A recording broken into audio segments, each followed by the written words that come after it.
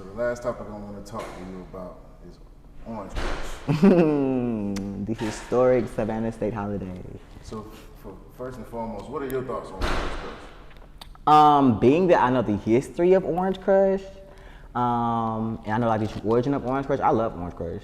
But again, that's because I know the history of Orange Crush. I know it's not just the beach turning up and we just out there on the beach rocking and lit and stuff. Like, I actually understand the Can you give us like a quick? Yeah, the year was 1889 or either 1989. One of the two. I be getting the numbers mixed up sometimes. Anyway, the president at that time, his name was, I think it was Rayburn. He had a 5-year plan to boost our retention and recruitment for the Savannah State University. During this time, his 5-year phase actually did the opposite. It actually put us in the record lowest that we've ever been as far as admissions. I think we had at least like a 1,200 to 1,500 students enrolled in totality here at Savannah State University. Again, at least 1,000 to 1,500 students is not many to be having for an entire university. During these 5 years, of course, the University Citizens of Georgia was keeping these numbers decreasing, as well as the student body as well. And they was getting ready to close the university gates, actually. The student body at that time, the SGA president got together with the National Alumni president, and they called for the resignment of the president of the university. They got him out of office, and then went a whole year without a president. During that year without us having a president, the SGA got together, and they formulated a whole week of events to basically help boost our morale and our recruitment for Savannah State University. They invited other surrounding HBCUs, as well as high school seniors, et cetera, and they used it as a recruitment tactic. It was not just the beach day party on the weekend, it was actually a whole week of events, from a talent show to a Greek step show to a cookout. And again, recruitment was very heavily implemented within the week. So I think it was a tour of the university actually having all that stuff too. But yeah, over time, obviously, the people that started, graduated, went upon their life, and as they go upon their life, they started a legacy that they didn't even know they started. They got families and kids now, so they can't come back to Orange Crush and keep it going every year. Again, that's when you kind of have the student body, it's up to them. But of course, you have promoters from the city of Savannah, you have promoters from Atlanta, you have promoters from Jacksonville, you got promoters from all over that sees this annual event, how it draws a large crowd.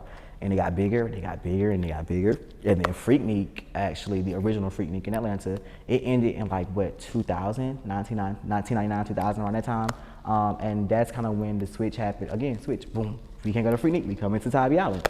All of that energy got to Tybee Island. Oh, this is happening at the same time. Like, Freak-Nik started in like 1980. No, not the year, I'm talking about like the same time of the year. Mm-hmm. So Freak-Nik is usually in like March, April-ish.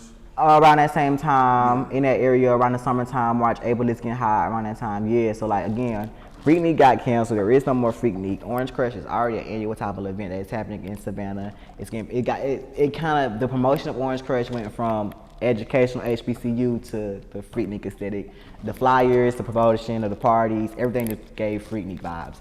So Orange Crush became the new Freak-Nik for a very long time, especially during that early 2000s era, all the way up to like 2017, 2018, 2019. That was like the last real deal Freak-Nik. Like 2019 was the last real deal Freak-Nik.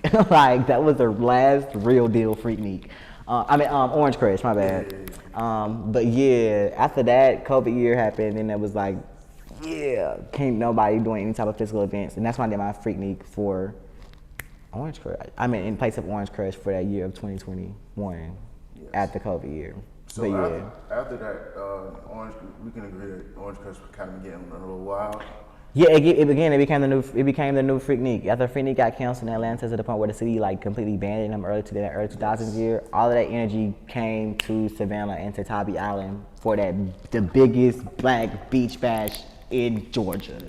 Now, basically. Orange Crush is getting wild. He got wild completely. And I mean, who is it to blame besides, I guess, the promoters and just students? I had to put it on us, but us too. Us and the promoters of Orange Crush. So is it more us or more outsiders coming from out of town doing crazy stuff? When it comes to doing the actual crazy stuff at the event, I guess you would say it's the out of towners. But when it comes down to the promotion of the events, again, it's already giving that the flyers give Freak-Nik vibes. They give Wet and Wild vibes. They give X-rated, explicit vibes. So those are the vibes that you're promoting. Those are the vibes that you are inviting to come to your event. So yeah.